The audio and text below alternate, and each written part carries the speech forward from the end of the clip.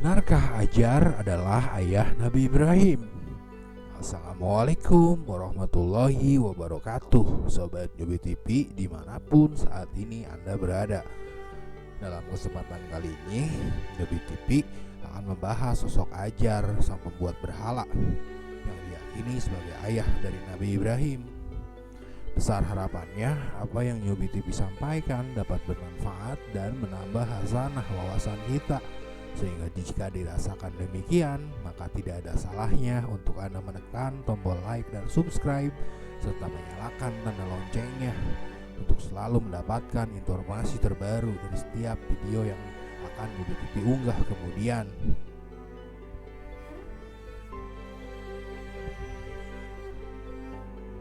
Sobat Nyubi TV, banyak kemudian hari ini suatu hal yang digembor-gemborkan oleh sebuah golongan yang justru dari kalangan Islam sendiri yang mempermasalahkan tentang status ayah dan ibu Rasulullah, di mana mereka begitu meyakini bahwa mereka berada di neraka dengan status kafir dengan menggunakan hadis riwayat Imam Muslim. Dari Abu Hurairah dikatakan, suatu ketika Rasulullah Shallallahu Alaihi Wasallam bersabda, "Aku memohon izin kepada Allah Subhanahu Wa Taala akan mengizinkanku memohonkan ampun untuk ibuku, tetapi dia tidak memberikan izin kepadaku. Aku meminta izin agar aku ziarah ke kuburnya. Dia mengizinkanku." Dan dari hadis riwayat Muslim pula dari Anas, ketika itu ada seorang laki-laki berkata, "Wahai Rasulullah, di manakah bapakku?" Maka Rasulullah Shallallahu Alaihi Wasallam menjawab, "Di neraka." Ketika laki-laki itu pergi, Rasulullah Shallallahu Alaihi Wasallam memanggilnya, "Sesungguhnya bapakku dan bapakmu di neraka." Tetapi benarkah demikian? Benarkah ayah dan ibu Rasul kafir? Sementara sabda Rasulullah sendiri menyebut, "Aku selalu berpindah dari sulbi laki-laki yang suci menuju rahim-rahim wanita yang suci pula."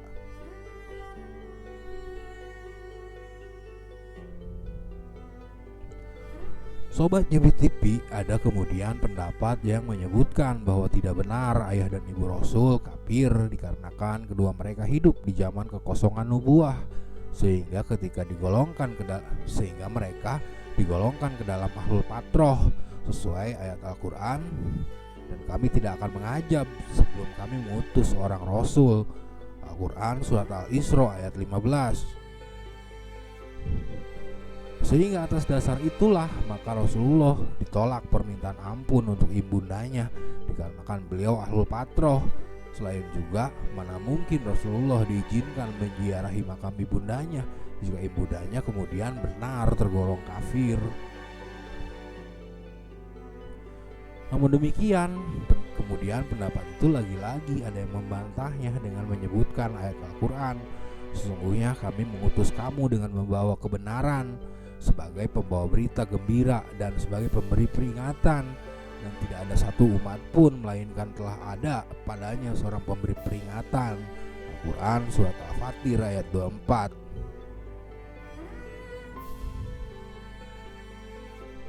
Yang kemudian itu semakin dikokohkan dengan tafsir Ibnu Katsir yang menyebutkan tidak ada satu umat pun yang terlewat semenjak dari Nabi Adam kecuali telah sampai kepada mereka petunjuk. Sehingga atas dasar itu mereka menyebut bahwa masa-masa sebelum kedatangan Rasulullah, bangsa Arab telah meyakini ajaran leluhur mereka Ibrahim dan Ismail tentang ajaran tauhid dan tidak menyembah kemusyrikan, yaitu menyembah berhala. Jika kemudian atas alasan itu digolongkannya kedua orang tua Rasul ke dalam ahlul patroh, dibantah dengan keyakinan bangsa Arab telah mengenal ajaran tauhid nenek moyang mereka, tetapi adakah kemudian mereka dapat menunjukkan bukti bahwa kedua orang tua Rasulullah atau kakek beliau adalah penyembah berhala? Sementara Rasul sendiri menyebut beliau dititipkan melalui sulbi laki-laki yang suci dan menuju rahim-rahim wanita yang suci pula. Yakinkah laki-laki yang suci dan wanita-wanita yang suci akan menyembah berhala?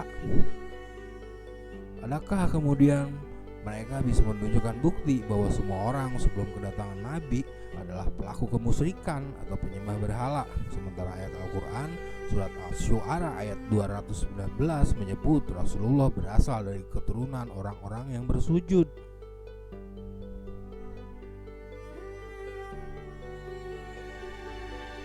Sobat Nyobi TV, bahwa mungkin saja ada yang berpikir tidak realistis jika Rasulullah dititipkan melalui sulbi-sulbi laki-laki yang suci, sementara garis keturunan Rasulullah itu terkait dengan Nabi Ibrahim yang keturunan dari seorang pembuat berhala, yaitu Ajar, yang diyakini sebagai ayah Nabi Ibrahim. Itu kemudian dijadikan alasan bahwa ternyata Rasulullah memiliki garis seorang Ajar yang membuat berhala, sehingga tepatlah hadis riwayat Muslim yang menyebut ayahku dan ayahmu di neraka untuk membantah bahwa Rasulullah dititipkan melalui sulbi-sulbi laki-laki yang suci yang terjaga dari kemusyrikan dan penyembahan terhadap berhala.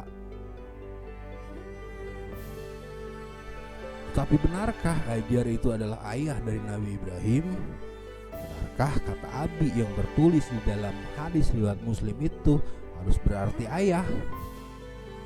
Sobat Nyobi TV, kita kemudian melihat penjelasan dari kitab Taurat, seseorang yang disebut sebagai ayah dari Nabi Ibrahim yang bernama Tarik, bukan Ajar. Sehingga atas dasar itu Ajar mungkin saja bukan ayah daripada Nabi Ibrahim, melainkan yang benar adalah sesuai yang dijelaskan dalam kitab Taurat, yaitu Tarik.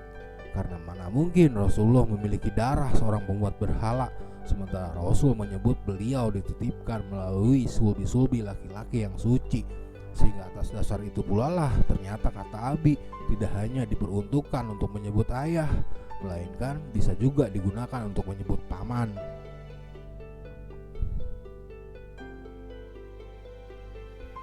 Sobat Nyobi TV, walaupun kemudian Tarik dalam Taurat dikatakan sebagai penyembah Tuhan yang lain, yang tentu saja itu merupakan riwayat yang samar, dan tentu kita lebih meyakini bahwa Rasulullah sendiri menyebut beliau dititipkan melalui sulbi-sulbi laki-laki yang suci menuju rahim-rahim wanita yang suci pula.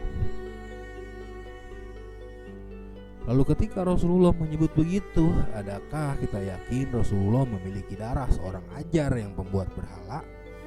Benarkah Ajar adalah ayah dari Nabi Ibrahim? Wallahu a'lam bishawab. Terima kasih sudah menonton. Wassalamualaikum warahmatullahi wabarakatuh.